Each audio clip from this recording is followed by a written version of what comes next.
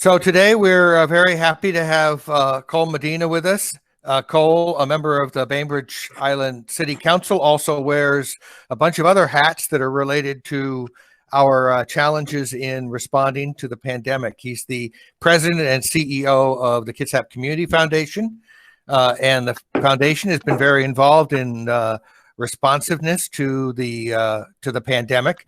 He also sits on the Kitsap County Board of Health, and that's the board that oversees the Kitsap Public Health District. They're the folks who have been giving us daily reports on how we're doing in keeping the curve flat. And he's also the board member of the Kitsap Department of Emergency Management, which operates the County Emergency Operations Center. So there are a lot of areas that you've had the opportunity to have contact with, Kol, and I'm hoping that you might be able to give us a little overview of sort of how we've been doing and sort of what is ahead for us. Because I noticed on the front page of the Kitsap Sun today, there's a huge article about reopening Kitsap and how we're actually, some of our governmental organizations have been interested in applying for a variance to maybe speed things up a little bit. So there's a lot on the plate, and I'm not going to make you answer it all, but it would be great to have a little sense from where you sit of how we're doing and what's ahead. I'm actually really proud of our community. Our community did a great job of following the stay home, stay healthy order. I don't know if you all know that when these stay home orders started happening around the country, cell phone companies started sharing their aggregate data showing how much people were actually moving around.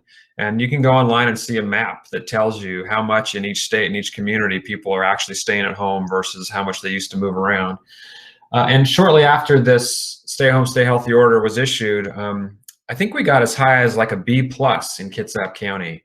Now, I don't know what makes an A and what makes a B, but relative to other communities, B+ sounds pretty good. So our community did a really good job of taking this seriously and staying home. So I'm really proud of all of us for that.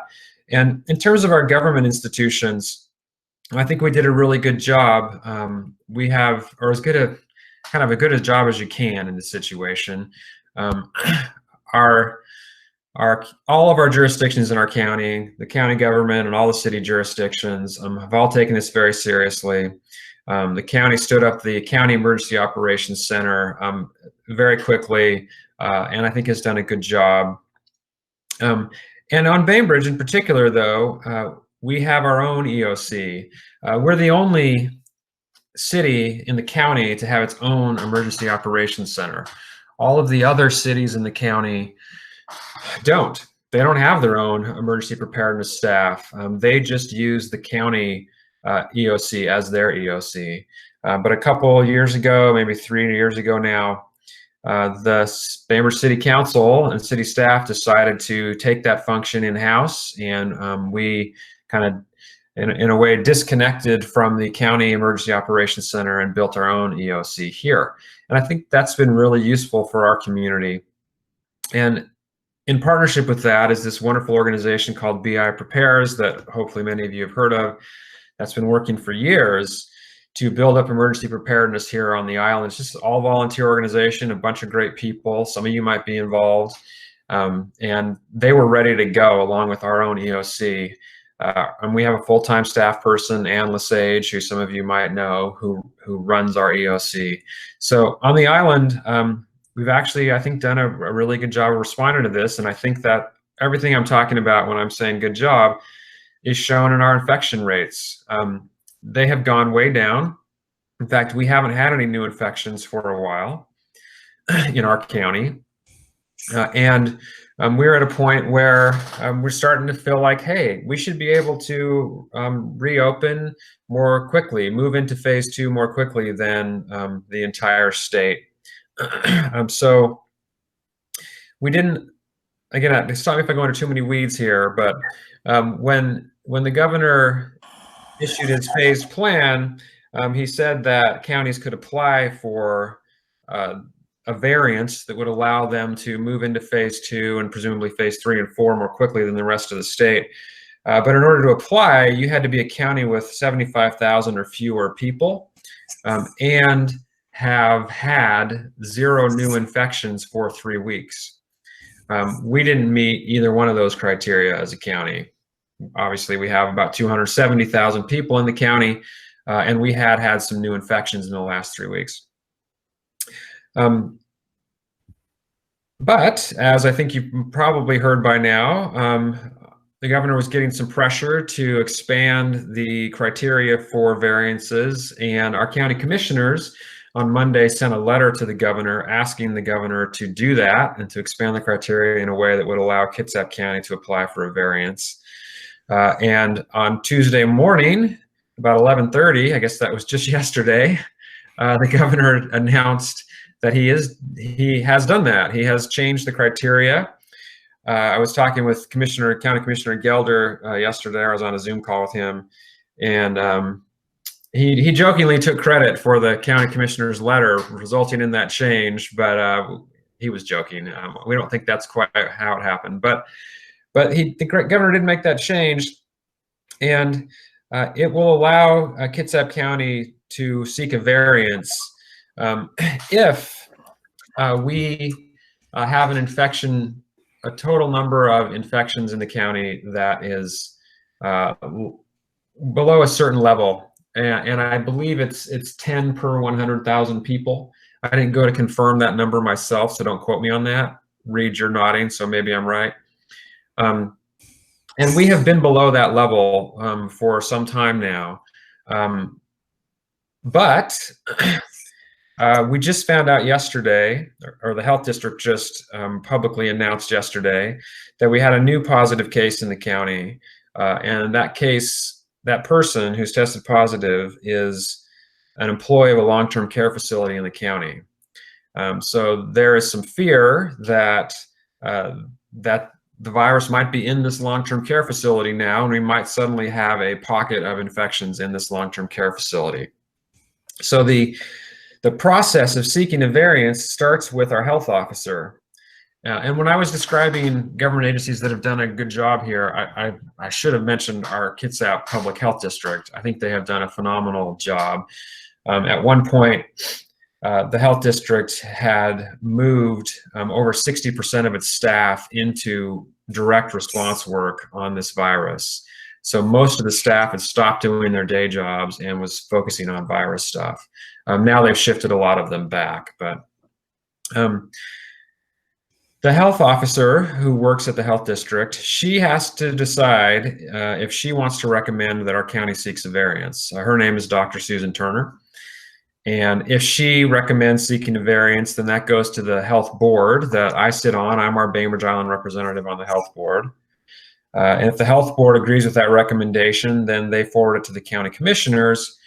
And if the county commissioners agree with the recommendation to seek a variance, then the health district will actually go through the process of seeking a variance. Sounds like a wonderfully complicated bureaucratic system, right? But that's the way it works. The health officer let us know yesterday that she won't be prepared to make a recommendation on this until at least May 28th, because that's how long she feels the health district will need to determine whether or not this new case in this long-term care facility might turn into a cluster of cases. So that's kind of the breaking news. May 28th is the soonest that our health officer will decide if she recommends we seek a variance to reopen more quickly or not. And maybe I'll stop yammering there. Well, I have a question about that. So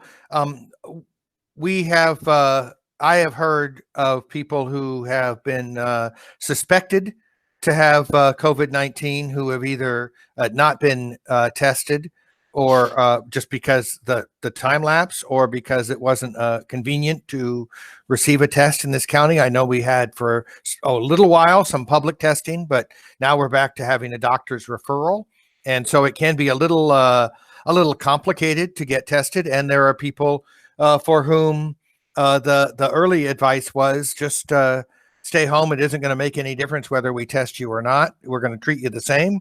And it doesn't look like you need to come into the hospital. So these numbers that we see, which are certainly dramatically low, it seems to me, I wonder if you feel or the health department feels as though they are entirely accurate. Yes, or no. I thought you were going to say, does the health department agree that there are actually more positive cases in our community than we know of? And the answer to that would be yes. Our health district and the health officer absolutely believes that there have been more people with COVID-19 in our community than we've known of, and still are to this day. And that's one of the reasons why they're not in a rush to move into phase 2. The health district has certainly not been pushing to move into phase 2. And why, even if we do move into phase 2, social distancing and the continued use of PPE in all of the businesses and nonprofits and other places that get to reopen has to be widely used, because there is, as Morgan Smith, our city manager, was saying at our council meeting last night, there is COVID-19 going through our island and on our island. We just don't know where it is. So that's kind of a long answer, but yeah. So I have read Michelle Goldberg of the New York Times mentioned the idea that this seems to be in many ways as much a political discussion as a health discussion in our country right now. Do you feel like it's the same way in our county? I don't, and I've been happy to see that. So I have not yet heard any. So I sit in on calls, Zoom meetings with our other elected officials, so the mayors of the other cities, county commissioners, health district administrator, health officer. I have yet to hear any of them express any sentiment that they don't, what's the highest priority here is our economy and reopening and businesses, and that's the highest priority. And if it means some more people are going to get sick, so be it. I haven't heard anyone here say that. We've heard some of that stuff, in other states. I've heard none of that here. In fact, it's been the opposite. All the conversations I've heard are these elected officials saying it starts with the health and the safety of our community, and we go from there. So Neil Baker wrote in the comments, "I'm reassured by hearing about the care that's being taken with this pandemic.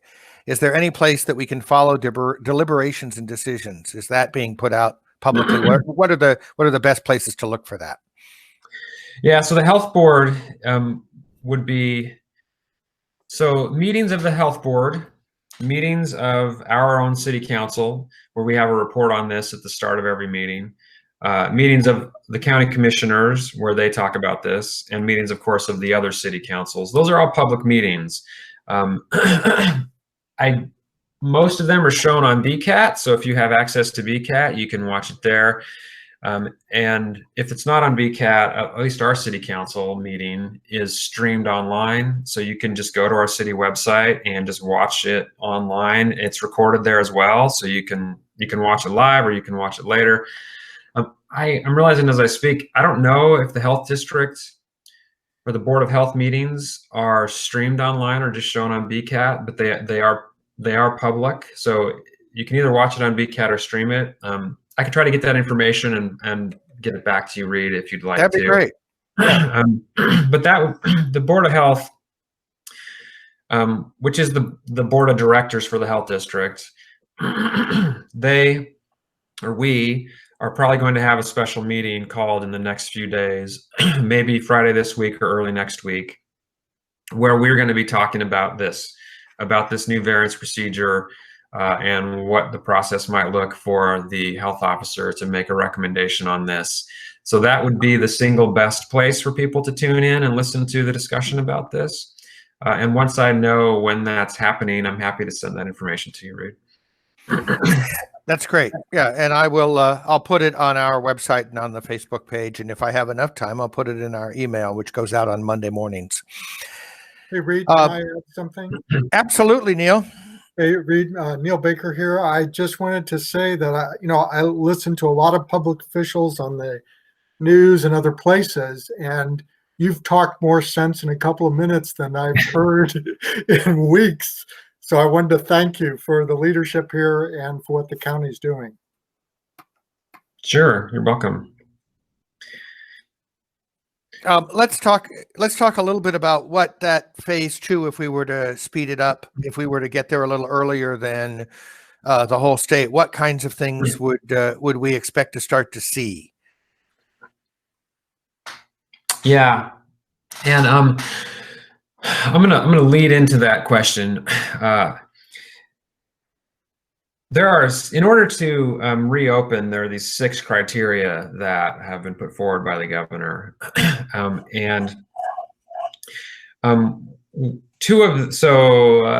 maybe 2 weeks ago now, I sat in on a presentation where our health district went through how are we doing on these 6 criteria. How close are we to meeting these 6 criteria? And I'm sorry, I don't remember all 6 off the top of my head. If someone wants to know all 6, like put it in the chat and I'll try to look it up as we're talking here. But the bottom line was on 4 of the 6, we're doing fine, green light, we're good. But on 2 of the 6, we're not. We're in the yellow, if not the red. And the 2 are things that I'm sure if you guys are watching the news, you guys have heard about. So I don't think this will be surprising to you, but I just want to confirm for you that we're facing these issues here. First is testing. Our health officer and our health administrator, so the health administrator actually runs the health district. He's the manager of the health district. He's Keith Grellner, and the health officer is basically just like the doctor for the health district. Oh, good. It looks like you're going to pull that up, Reed. So I was sitting on a call with them a couple weeks ago, and they're usually very humble and careful in their remarks and don't criticize anybody or other government agencies. But they just kind of went off on how the federal government has handled this whole testing thing. And in their terms, the federal government's just not done anything and just ceded it to the private market. It's just a free-for-all private market testing system out there. And so you have a bunch of private companies saying they can provide testing equipment, much of which is faulty or doesn't meet standards or doesn't arrive on time. And you have a bunch of other private companies saying they can actually do the testing. And it's just this big mess. No one's coordinating who actually has tests, any of it. It's just a mess. And I was really surprised to hear how upset they were by the whole thing. And I just wanted to relate that to you guys. Like, testing is a huge issue. We do not have the testing capacity we need to really reopen safely, because what we need is the ability to test. This is one of the criteria of the 6 I was talking about. The ability to test anyone who shows any symptoms that could be COVID-19 and get a result within 24 hours, so that if it turns out they do have COVID-19, we can then do contact tracing on basically everyone that they have been in contact with for the last 2 weeks. So that's 2 things. We need the testing capacity to do that, which we are nowhere near having right now.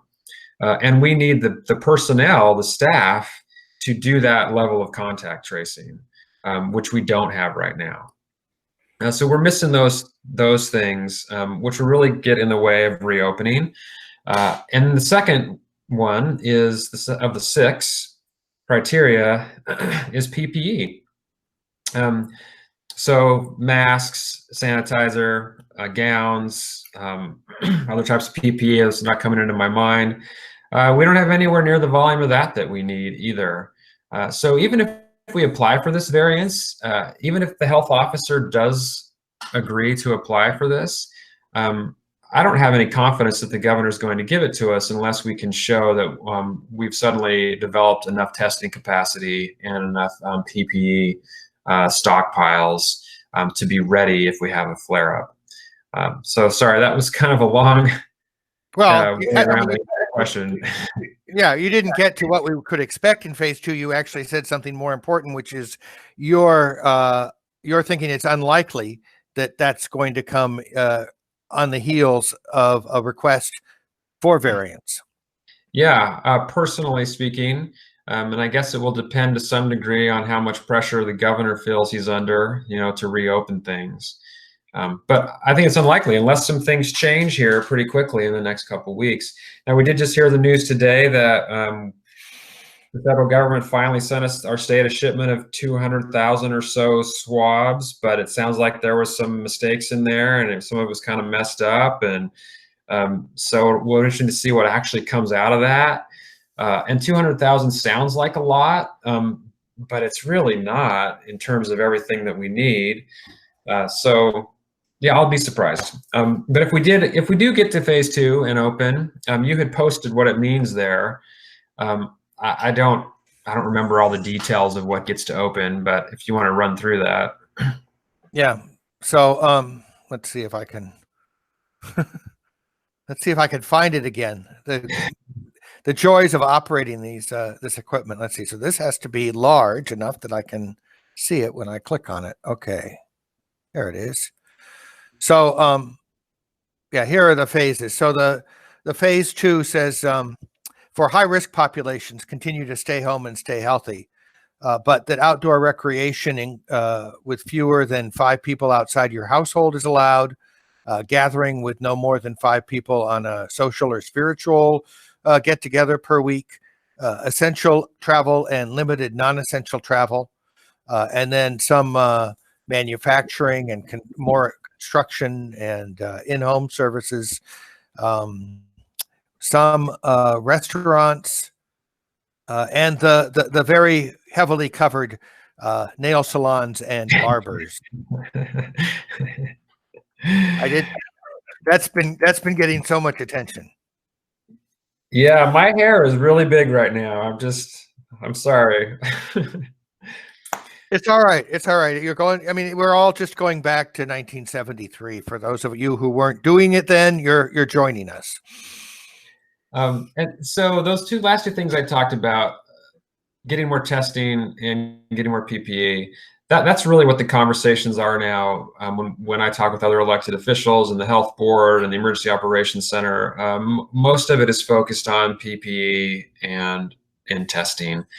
And I mean, I can kind of talk more about what we're trying to do in those areas, but I wonder, yeah. And certainly if anybody has a question, feel free to pop open with that. I know that on Bainbridge, there's been a lot of work to try to help with what personal protective equipment can be generated.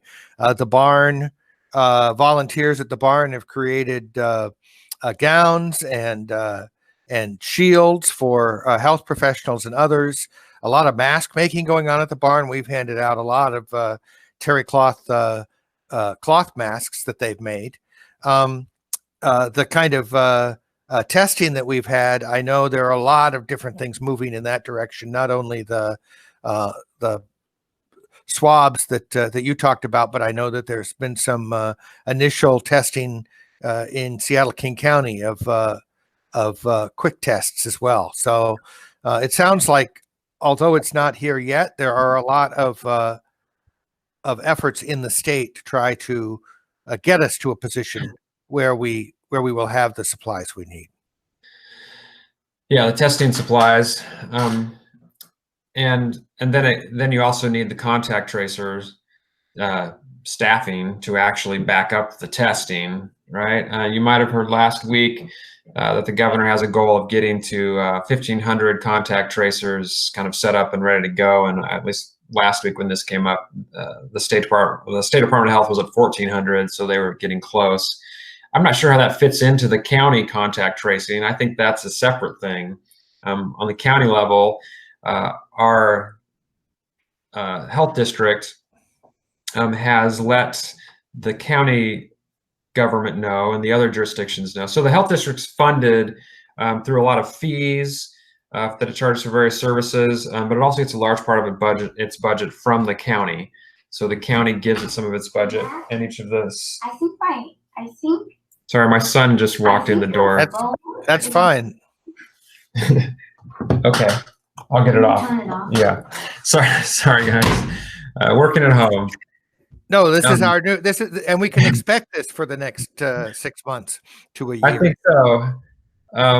Sorry, I totally lost my train. Oh, the health district's budget. So,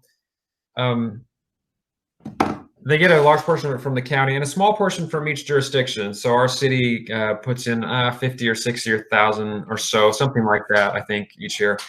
They've let us know that in order to have all of the staffing, contact tracing, and other needs, other personnel and equipment they think they need to manage this crisis for the rest of this year, they're going to need an extra, I think it was either $2 or $4 million for their budget. And right now their budget's something like 11 or 12 million. Sorry, these are round numbers. Don't quote me on these, but so a pretty huge increase to their budget. And so there will be a discussion of, well, okay, where's that money going to come from? Sorry, I'm kind of going off on a tangent here, but this might be.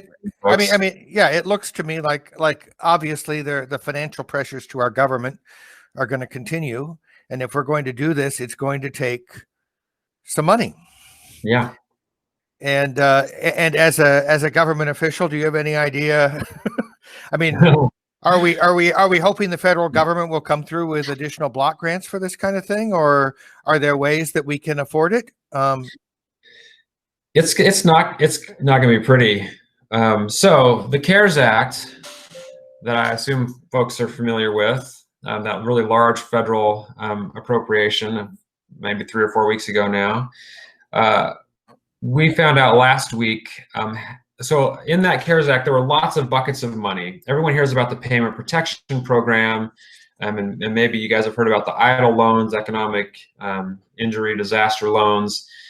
Those are kind of the ones that get all the attention, but there are lots of buckets of money in there for all sorts of things. And one of them was just money for local governments and for states. So the county found out last week that its portion of that will be just over $14 million. So the county is going to get about $14 million from the CARES Act. The city of Bainbridge Island's number is $735,000. Now the strings attached to that money is that it has to actually be used for something responding to the crisis. The government can't just take it and just put it in its coffers for general use. It's got to be used for the crisis. So in the city, we haven't had a conversation yet about how the city will put that money to use. So I don't know how that will go. On the county level, the county is starting to have that conversation. So the health district is hoping that they'll get that 2 or 4 million or whatever it was out of that 14 million. But there are a lot of other, like the County Emergency Operations Center is also hoping to get a big chunk of that money for the work they're doing. And I was just on a call with the director of our EOC right before I got on here, and she said the departments at the county level that are requesting some of that 14 million, the total they're requesting is about 17 million. So the need being identified by our county agencies that are working on the crisis is greater than what has come from the CARES Act. I don't think the county government's going to have excess money to make up that difference because of, I don't know the percentage, but a very large percent of the county's annual budget comes from sales tax. And with all these businesses closed, the sales tax drop is going to be pretty large.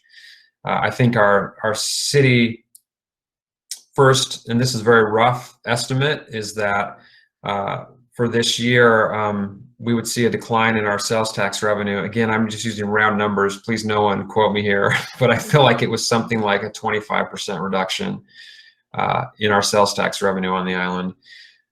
So it's going to be really hard for our governments. And you're starting to see headlines now about governments starting to lay people off and cut people back. I think just yesterday, Governor Inslee put a hiring freeze on all state departments. Maybe again, I'll stop talking. Sorry. I'll ask you. So we talked a little bit about you've been talking a lot about the Department of Emergency Management and the Kitsap Board of Health. The other hat you wear is the president and CEO of the Kitsap Community Foundation. And that foundation has been responding to this as well. Maybe you could tell us a little bit about the kind of need that Kitsap Community Foundation has been witnessing. Sure. So near the start of this crisis, we at the Community Foundation, in partnership with our local United Way, set up the Kitsap COVID-19 Response Fund. And the purpose of that was to raise charitable donations that we would then use to support nonprofits in the community and support them in different ways. But what it's turned out to be is that the focus has ended up being on what we are calling basic needs and relationship needs. So with basic needs, at the start of this, it became apparent, or at least the common thought was that it was rental assistance and food and just direct cash payments that would be the biggest need of people, the biggest basic needs. Thankfully, through the CARES Act, the federal government provided a substantial amount of money to help with rental assistance. And that money's come into the county and it's being distributed out through various agencies, and some came into the city and it's being distributed out. But the CARES Act, the federal government didn't really do a lot for food. So that has ended up being where a lot of the funding out of our Kitsap Response Fund has gone. Oh, and I should say that Kitsap COVID-19 Response Fund has raised about $400,000, which is real money. It can provide some real help with that. But in terms of the scope of the need, I mean, it's just kind of a drop in the bucket, really. So we've tried to be really judicious in how we grant out that money, and a lot of it's gone to food banks. So that's where a big chunk has gone. And then the relationship needs part is interesting. It became apparent to us a month or so ago that the stay healthy part of the stay home, stay healthy order was really difficult for a lot of families. So there's a program we run at the Community Foundation called Kitsap Strong. And it's not just we run it, but legally it runs through the Community Foundation. It involves more than 100 different organizations around the county. And it's focused on preventing adverse childhood experiences, preventing toxic stress in homes for children and the parents. Because science has shown over the last 20 years that the single greatest cause of pretty much every poor life outcome humans experience is childhood stress. It's toxic stress in your childhood. It's not the only cause of poor life outcomes by any means, but the single greatest cause is childhood stress. And it doesn't mean that if you had toxic stress in your childhood, you're destined to have a poor life outcome.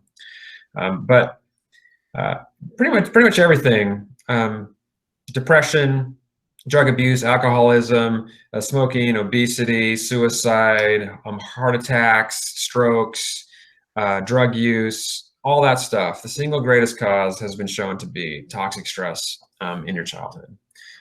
So we're very familiar with all that and the work we do at the foundation. And so maybe we were more attuned to it than others when we started hearing signs of increased toxic stress in households. And you can just see it.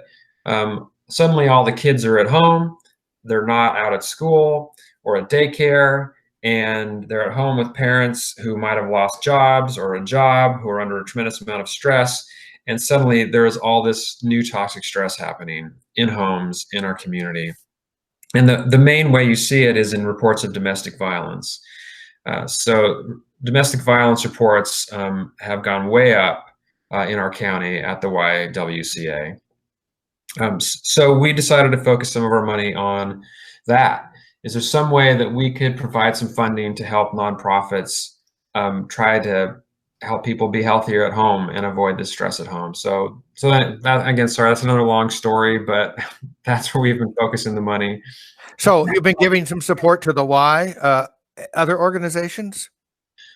Oh yeah, there's a lot. So I'm not going to make you recount all of them because you'll miss something, but the kinds of things that might be supported in that goal.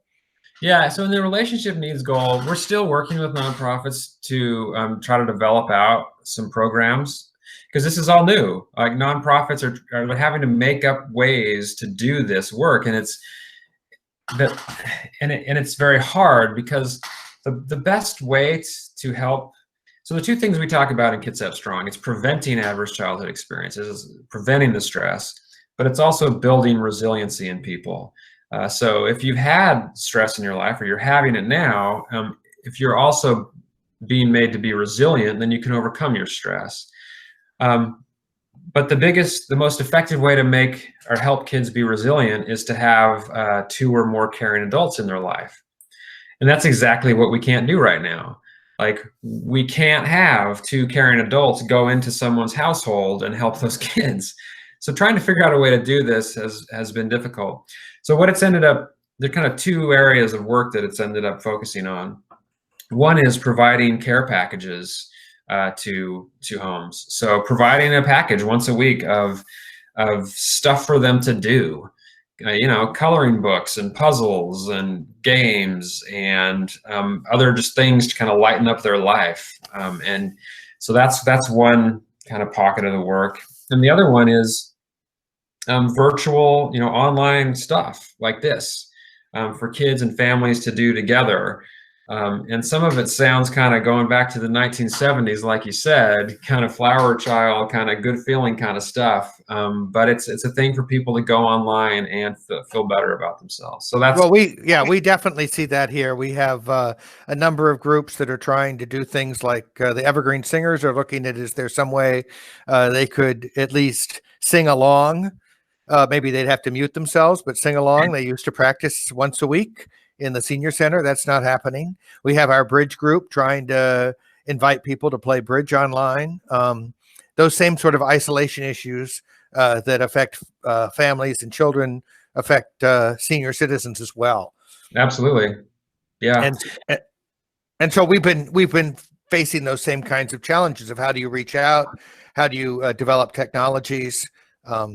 Those kinds of things. And I think that we'll get better at it. And to some degree, we may be better on the other side of this for having new ways to reach isolated people that we didn't have before we had to for the cause of COVID-19. Well, that's a great point, and we're trying to build this out that way. Like we think it's highly unlikely our society is going to go back to normal, and that there's going to be, we need to take this opportunity to build systems and programs that help reach people who are at home. Let's take this opportunity now for the people who've already been stuck at home for years, and for the people who are now going to be at home more, right? At the foundation, there's a little bit more that we're doing that might be interesting to folks. We are the home for the BI Mask Makers Fund. So there's some good folks on the island like Marsha Cutting and others who are making masks. And so we opened a fund for them, and people can donate to that fund and get a tax deduction for their donation. And then that funds the work that they're doing there. It just buys their materials. It's all volunteer, of course. We are just now setting up what we call a PPE broker program. So there are all these companies out there now trying to sell PPE to businesses and nonprofits and individuals. And a lot of it is just scams. A lot of it is PPE that is just poorly made and doesn't meet the requirements of public health. So we need someone to vet all of that stuff and create a single place, a resource where people, businesses and nonprofits and individuals can go to actually learn where they can get some good PPE. And on the other side of that, we need a place, a person that someone can call, a business or nonprofit who's looking for PPE, to get some advice on how to get some PPE. So we are hiring just this week someone in coordination with Bainbridge Island Preparers to act as this kind of PPE broker for our county. And we're doing this in partnership with our Emergency Operations Center.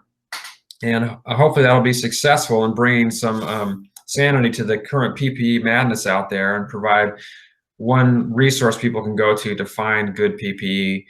And as part of that, hopefully the county will use some of its $14 million to bulk purchase some PPE and bring it into the county and make that available to people, either for free or for some kind of nominal cost. So those are some things we're doing at the Community Foundation.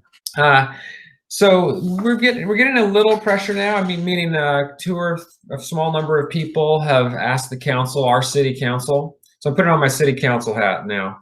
Have asked our city council to pass a law that would require anyone in a public space on Bainbridge Island, indoors or outdoors, to be wearing a mask or some sort of face covering. And this request is coming to us in the context of, hey, summer's almost here, tourist season. We're going to have all these strange people coming off the boat and walking around Winslow. You guys should pass a law that requires them all to be wearing a mask or some sort of face covering. I have mixed feelings about that. And our public health department is not requiring that. And that's part of why I have mixed feelings about it, because I understand the reasoning. But I'm curious what people on the call think. All right. Anyone want to open up their microphone and tell Cole what you think about the idea of a law to require masks in public places? Jim.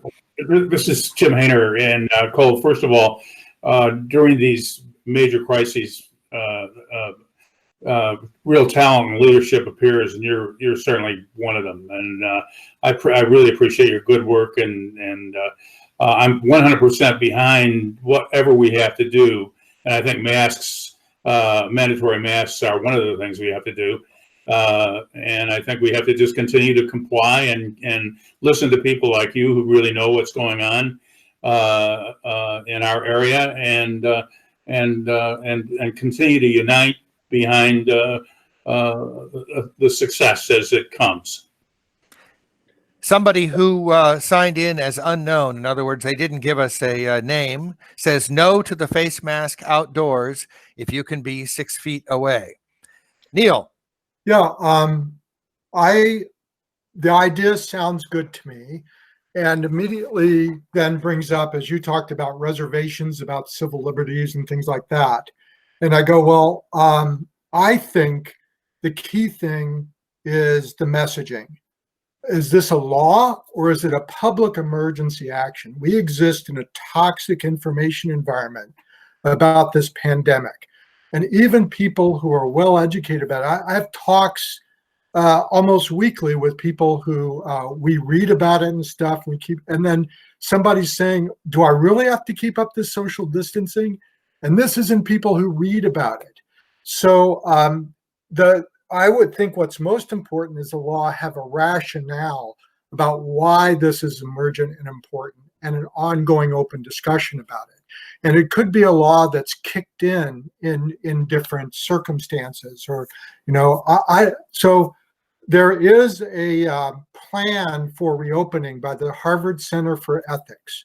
And I think that it is the best thing I've read, because it is well done in terms of the science, the epidemiology, but also it looks at decisions based on a whole series of indicators: social justice, civil liberties, constitutional rights, economy. So that's what I think, to bring solidarity about any of these things, which I think are going to be necessary.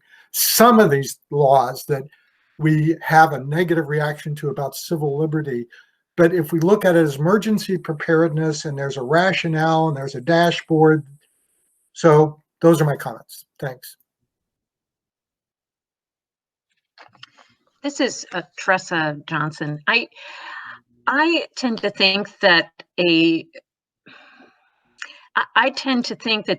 like you, Neil, the messaging is extremely important, and that I think that it would make sense to take the resources that one would need to enforce a law like that and put it towards the messaging. Welcome to Bainbridge.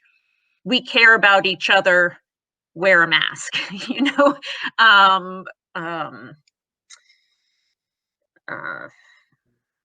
I have mixed feelings about it. It's a difficult call, like you said. I too have mixed feelings, although I guess I tend to lean towards not having a law, but really pushing the messaging.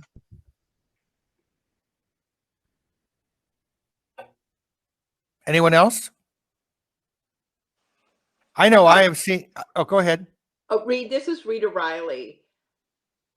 how would you, if you passed that kind of a law, how do you think that you would enforce it? I think that people, you can have all the laws you want. It's kind of like trying to legislate morality. You can have all those laws that you want. There are people who are going to just ignore them or not do it. I think probably here on Bainbridge, those of us who want to wear masks or need to wear masks can do that by example. It's going to be hard choices that we may not be able, we may have to stay home more than we thought we would this summer and not be out in public places. But I don't see how that could be enforced. And why have a law that you're not going to enforce? I think that's, to me, that's something we need to think about. Margaret Chang says yes to masks in indoor public spaces and Winslow streets, but no to requiring them on wood trails and beaches where 6 feet can be maintained. Reed, this is Eleanor Wynell. Yeah. And like everyone else, I have mixed feelings about it, but part of my problem is that, I look at the charts about the phased opening and, the top line, which is, people at risk. And I mean, is that not all of us? And it just keeps saying stay at home, which we all know gets not just wearing, but impossible after a while. I went to the dentist yesterday and it really was necessary. I was so comforted by the fact that everyone, including myself, were wearing masks, that all of the precautions that they took. I would really love to be able to go to the store or to go to the post office, not, resume life as normal, but just to do a few normal things. I'll wear my mask, but I know that doesn't protect me. What protects me is someone else wearing a mask. So this is, I don't want it to have to be a law, but the fact of the matter is that so many people who are not 60 or over do not understand what it means to not be able to do things that you could do if everyone would just behave like reasonable, caring people. That's my rant. I'm Karen King, by the way. Is that in public indoor places like grocery stores, pharmacies, doctor's offices, places where people go, I think that masks should somehow be required. For health reasons, a lot of businesses make sure you wear shoes and shirts for health reasons in public places. And I think that because of the situation, we need to have masks to protect our essential workers. I know a lot of people that work at Town and Country and the community pharmacy. They've become friends over the years, and I care for their safety. And masks protect them. So that's my opinion. I don't know whether it would be helpful for the merchants to have a little support, maybe either in recommendations or a directive, a law. But I do know that when I go grocery shopping, there's often somebody at the grocery store who is not wearing a mask. Right. And I'm guessing that the owners of the grocery stores don't feel as though they really want to put it on the checkers or the bus boys or the people who are they're hiring to temporarily clean the carts to have to be enforcers. And so I'm guessing that's why they don't sort of press people to do that. I kind of like the idea. I've seen some lovely designs like of, people wearing masks. One person wearing a mask, reduces the risk so much. Another person wearing a mask, two people makes it even better. So some kind of a messaging like that, as Eleanor or Tressa were saying, I think might be helpful, even if we don't go for a full-on law. Another person, I think it's the same person who first registered themselves as not wanting any masks outdoors, says there are many places on the island where you are not close to others, and they would not want to have to wear a mask outdoors but they think that in shops it might be a reasonable request. Helpful, Cole? Yeah, I appreciate it. And I'll just share part of the health district perspective because it didn't come up in this conversation. There's so many factors to consider in this. It's a complicated one, but one of the health district concerns is that if we had a law or requirement, however it happened, of everyone wearing a mask, that then people would think that, well, I'm wearing a mask, I don't need to do anything else. And people would forget social distancing and they'd just all start like hanging out close to each other again. And that would not be helpful. So the health district's afraid it might actually be counterproductive to require everyone to wear a mask all the time. And I'm not saying that's right or wrong or the dispositive factor, but that's just another factor. Reed, can I make another comment about this? You are doing it Okay. now. Cole, one of the problems we have is that I'm glad I'm in the state of Washington. I'm glad we have Inslee. I'm glad we have you leading and other people, but the messaging could be sharper. And when we have a question like that, I look at the state phases and it says phase 1 through 3, high-risk populations continue to stay home. It says nothing in those phases about if I'm an ordinary citizen without high risk, do I do social distancing? Do I have to be worried? It doesn't say until phase 4, so that's a gap. I glance at a lot of this stuff. People aren't going to spend time with it if they don't see themselves on here. So I think there's always those risks, but we could always do a better job with this communication. It'd be nice to put somebody in charge of just doing that. That's a good point. I do need to jump off. Actually, I have to get on a Facebook Live thing here in a few minutes, but We thank you for a full hour. I want to share one other thing with you though, that I thought you guys might, well, it got my blood boiling a little bit. Saturday, May 16th, a group of people, we found out through social media posts at the city that a group of people were going to come, and it was called the Freedom Over Inslee barbecue/flag wave. And they were going to gather at the park and then march down to Inslee's house and protest out in front of his house. And so they did show up, and none of them, as far as we could tell, are people that lived here. They're just all people who came here to protest. And they started a waterfront park and marched their way with banners and flags and bullhorns down to Inslee's house, and then marched back to the ferry and took off. And I don't know. I just thought you guys might be interested in knowing that. That's the I was going to say that I feel as though the island has been basically supportive of the idea of stay home, stay healthy. Although, as Eleanor says, we need to have something that's beyond that. And we've started to do a few things at the center, like we're doing a jigsaw puzzle exchange on Thursdays and a book swap on Tuesdays, where we encourage, in fact, require social distancing and PPE to participate.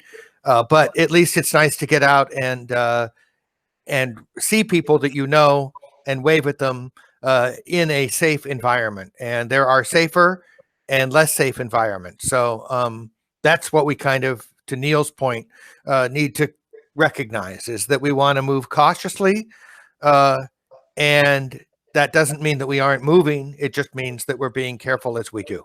So thank you for helping us every day with that call. Well, yeah, sure. I think we're all helping in any way we can, right? I'm sure everyone on this call is helping however they can. And thanks for inviting me today. Hopefully I didn't ramble on too long. And